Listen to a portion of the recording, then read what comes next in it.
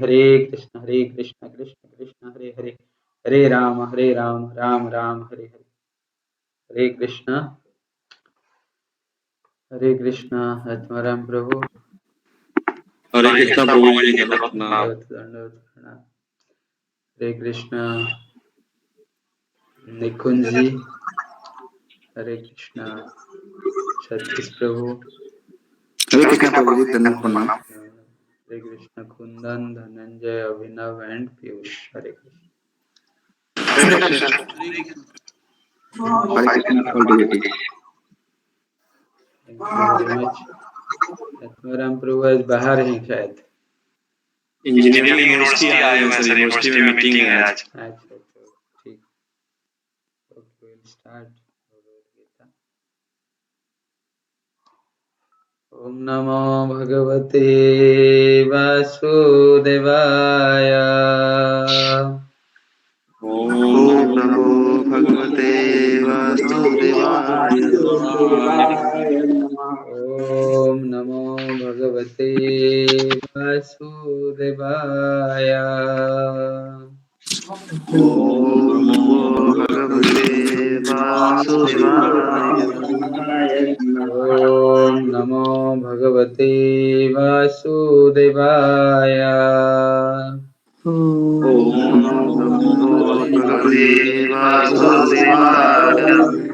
नारायणं नमस्कृत्यं नारायणं नमस्कृत्य नरं चैव नरोत्तमं नरं चैव नरोत्तमं देवीं सरस्वतीं व्यासं देवीं सरस्वतीं व्यासं ततो जयमुदीरयेत्।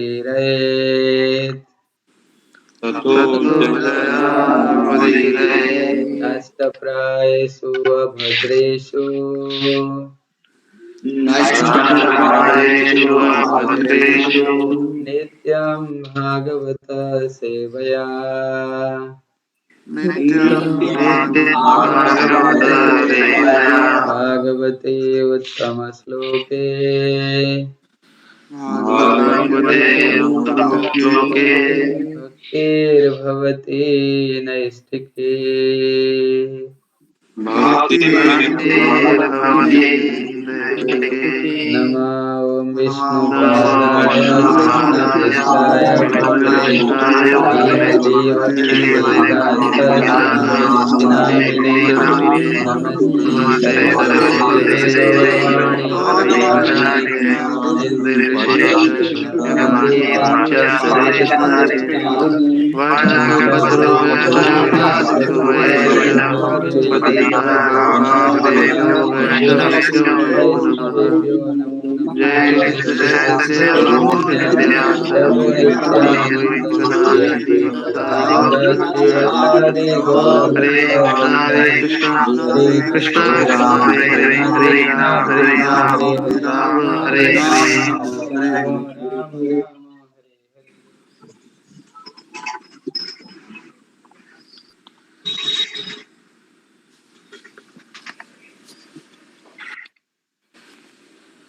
Hare Krishna. So we are reading from Srimad Bhagavad Gita. As it is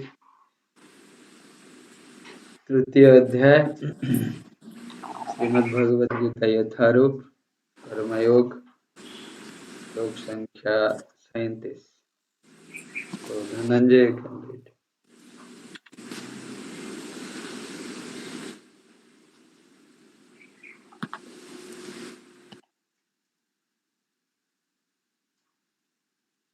Hare Krishna Dhananjay. Hare Krishna sir. Read. Shri भगवान उवाच। श्री भगवान उवाच।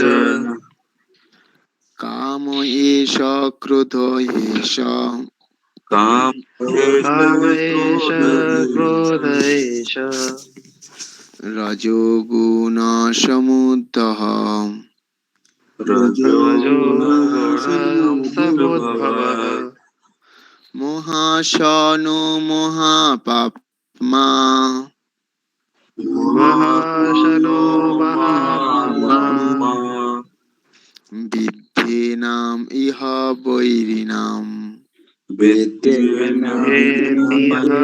वैरिणम्। अनुवाद एंड तात्पर्य श्री प्रभुपाद के द्वारा। श्रील प्रभुपाद की जय। अनुवाद। श्री भगवान ने कहा, हे अर्जुन, इसका कारण रजोगुण के संपर्क से उत्पन्न काम है, जो बाद में क्रोध का रूप धारण करता है और जो इस संसार का सर्वभोगी पापी शत्रु है। तात्पर्य। जब जीवात्मा भौतिक सृष्टि के संपर्क में आता है तो उसका शाश्वत कृष्ण प्रेम रजोगुण की संगति से काम के परिणत हो जाता है, अथवा दूसरे शब्दों में ईश्वर प्रेम का भाव काम में उसी तरह बदल जाता है जिस तरह इमली का संसर्ग से दूध दही में बदल जाता है, और जब काम की संतुष्टि नहीं होती तो एक क्रोध में परिणत हो जाता है। क्रोध मोह में और मोह इस संसार में निरंतर बना रहता है। अतः जीवात्मा का सबसे बड़ा शत्रु काम है, और एक काम ही है जो विशुद्ध जीवात्मा के इस संसार में फंसे रहने के लिए प्रेरित करता है।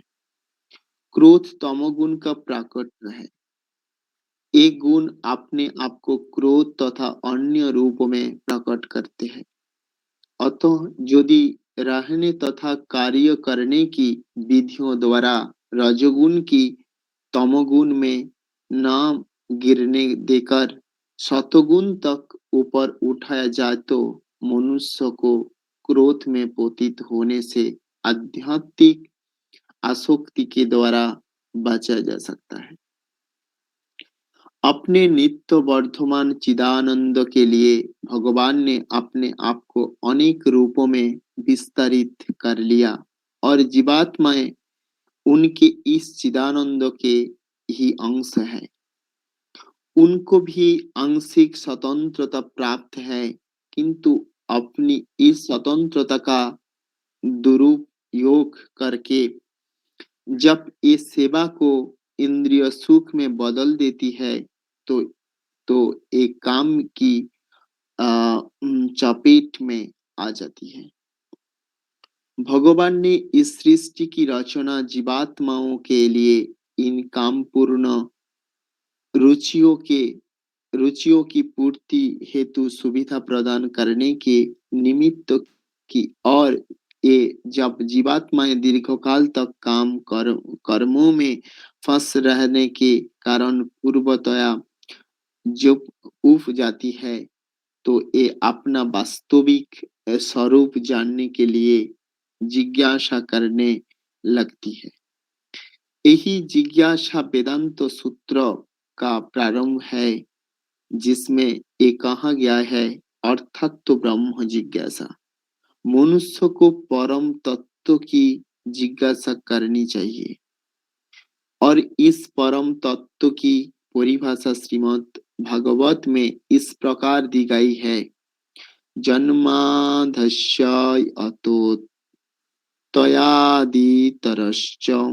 सारी वस्तुओं का उद्गम परब्रह्म है, अतो काम का उद्गम ही भी परब्रह्म से हुआ। अतो यदि काम को भगवत प्रेम में या कृष्ण भावना में परिणत कर दिया जाए, या दूसरे शब्दों में कृष्ण के लिए की ही सारी इच्छाओं हो, तो काम तथा क्रोध दोनों ही आध्यात्मिक बन सकेंगे।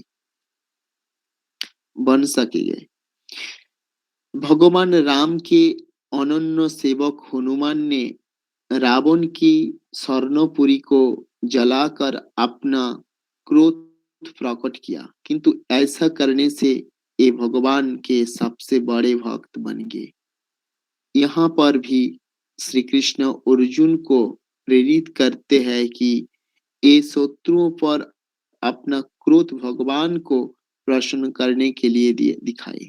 अतो काम तथा क्रोध कृष्ण भावनामृत में प्रयुक्त होने पर हमारे शत्रु न होकर रहकर मित्र बन जाते हैं। हरे कृष्ण।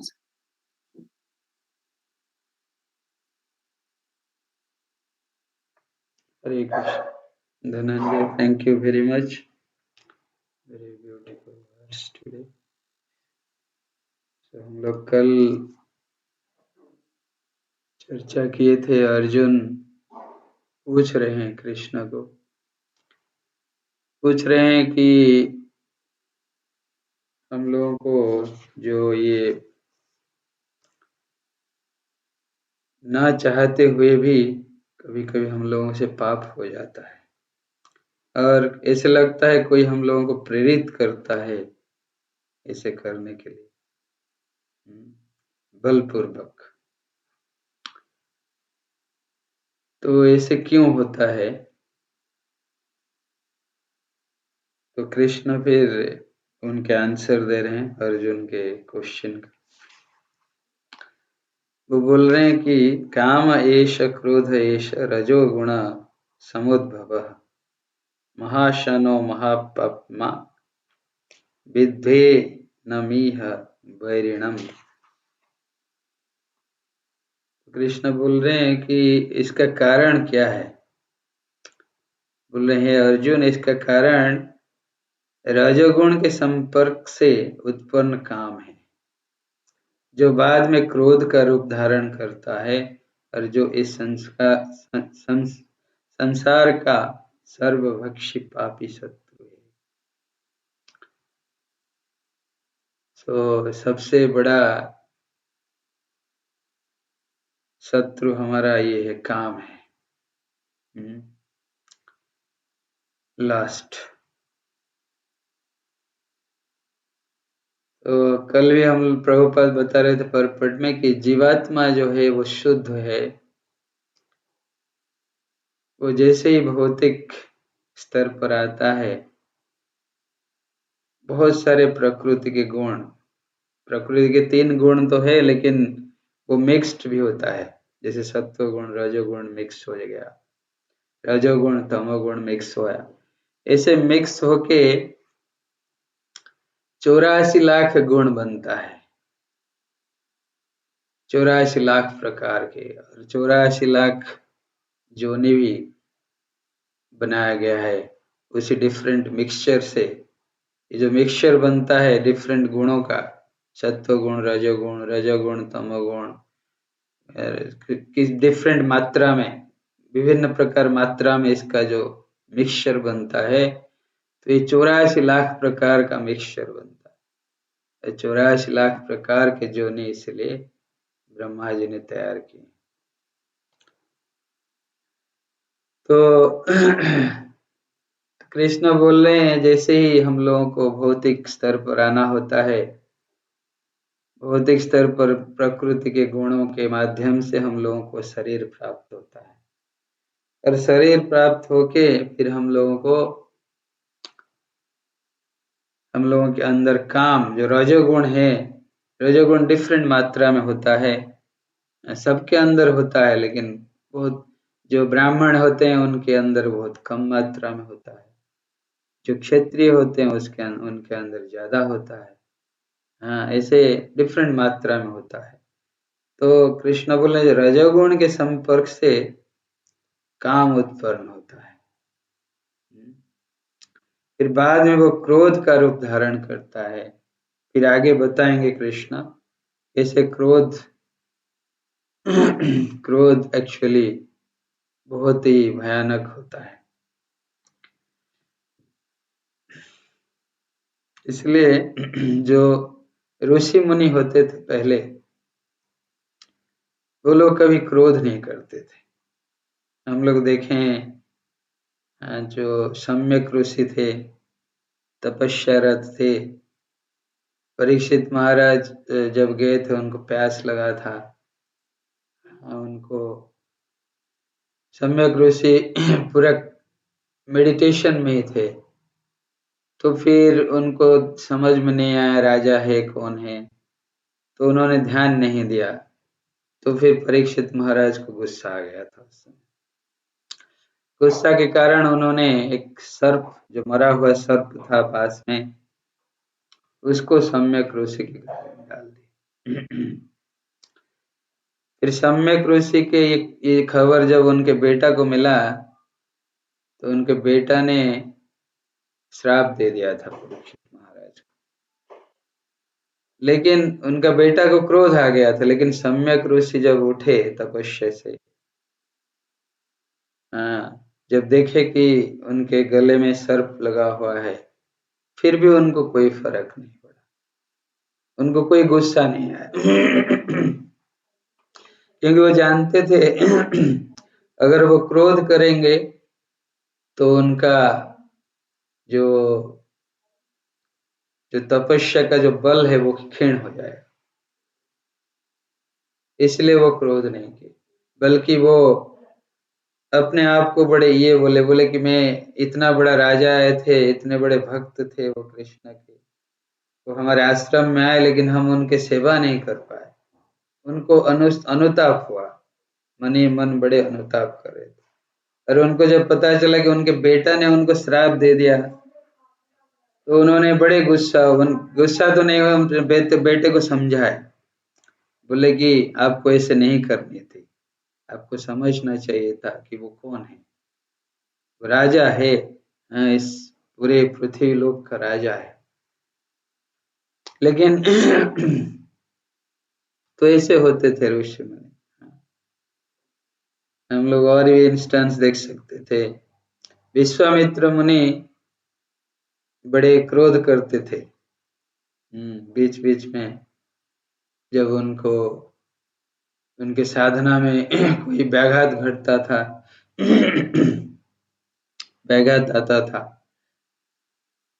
उनको क्रोध आता था। लेकिन जब वो ब्रह्म ऋषि बन गए, उसके बाद वो समझ गए। उसके बाद उनको कभी क्रोध नहीं आया। फिर जब वो फॉरेस्ट में जब ऋषि मुनियों के साथ ये करते थे, यज्ञ करते थे, बहुत सारे मंत्रों का परीक्षण निरीक्षण करते थे, तो उस समय भी राक्षस लोग आते थे, उनको परेशान करते थे। उनके यज्ञ कुंड में ये डालते थे क्या कभी हड्डी मांस सब डालकर उनको परेशान करते थे। तब भी विश्वामित्र मुनि कभी क्रोध नहीं किए, जबकि वो चाहते तो अपने योग के बल में क्रोध करके सारे राक्षसों को विध्वंस कर सकते थे, लेकिन वो ऐसा कभी नहीं किया। उनको जब उनके साथी लोग पूछते थे कि आप क्यों नहीं करते हैं, आप तो महामुनि हैं, महाब्रह्म ऋषि है, आप चाहे तो इतने को मार सकते थे एक मंत्र से इतने राक्षस मर जाएंगे लेकिन आप क्यों ऐसे नहीं करते। विश्वामित्र मुनि बोलते थे उनको कि नहीं, हम अगर क्रोध करेंगे हमारा जो कार्य है वो पूर्ण नहीं होगा। हम लोग जो इस काम के लिए यहाँ है, इस काम के लिए कर रहे हैं, वो पूर्ण नहीं हो सकता है।